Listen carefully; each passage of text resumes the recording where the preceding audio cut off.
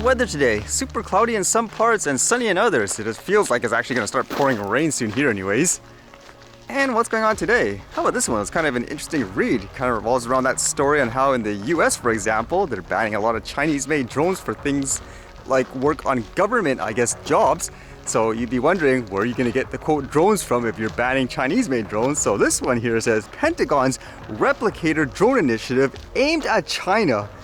The dozens of Ukrainian drones believed to have been used against Russian air bases this week represents the largest single unmanned attacks of the Ukraine war so far, but they could be dwarfed by future major conflicts.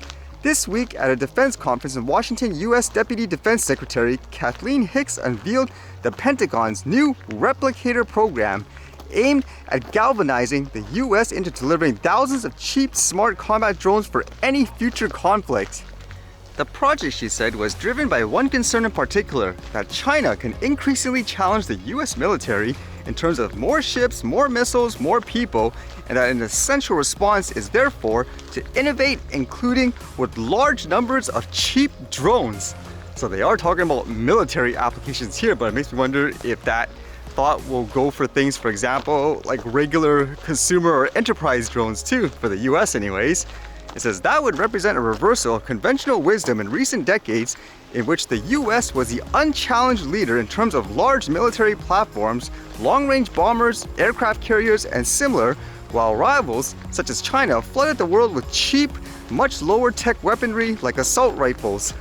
How cheap would they be? They don't say specifically, but this example is actually really interesting that they talked about, where for a company in Australia, they were making these cardboard drones that were originally meant for things like drone delivery, but afterwards, I guess, the Australian government, it says, has been giving them to Ukraine to use, for war. It says, said to cost $3,300 a piece, they were originally designed to deliver items like light orders from online retailer Amazon across vast distances in Australia. So it makes you think of that thought, where it's kind of like how there are a lot of companies making drones that are meant for delivery, where you would assume it's for retail purposes, as an example like this. But with a lot of regulations, you can't use them in a lot of places, so are people getting them to repurpose them to be used in situations like these in war? But it'll be interesting to see if that will be the situation, where it's like the tables have completely turned, where the US will now try to make a lot of, quote, cheaper drones and all that to flood the marketplace when it comes to at least things like military applications and all that. But it makes you wonder if it would translate to consumer drones as well, or enterprise ones. With that thought of cheaper drones and cardboard ones for war, this one actually related to that, so it's kind of interesting to find out what was going on here. It says, SBU offers no comment on reports of, quote, cardboard drones attacking Kursk airfield. SBU spokesman Artem Dekatarenko refrained from commenting on the involvement of the Security Service of Ukraine in the attack on the airfield in Russia's Kursk on the night of August 27th involving cardboard drones. And it says here, I can say that since the outset of the full-scale invasion, the SBU has conducted hundreds of secret special operations. Moreover, this is done both on the contact line and behind enemy lines. Moreover, most of these operations are the highest level of complexity. But so far, I cannot comment on or confirm any cases of the attacks, said the spokesman.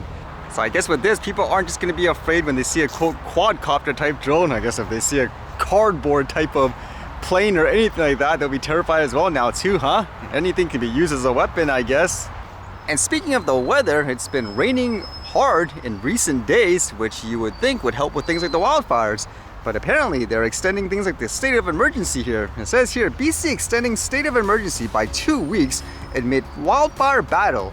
Emergency Management Minister Bowen Ma says British Columbia is extending a state of emergency over the ongoing wildfires that have devastated parts of the province. Ma said the 2-week extension was needed in case additional extraordinary orders are under the Emergency Act are needed to respond to the fires, saying the nature and unpredictability of the wildfires we are experiencing this year means that we will all need to remain vigilant, she said.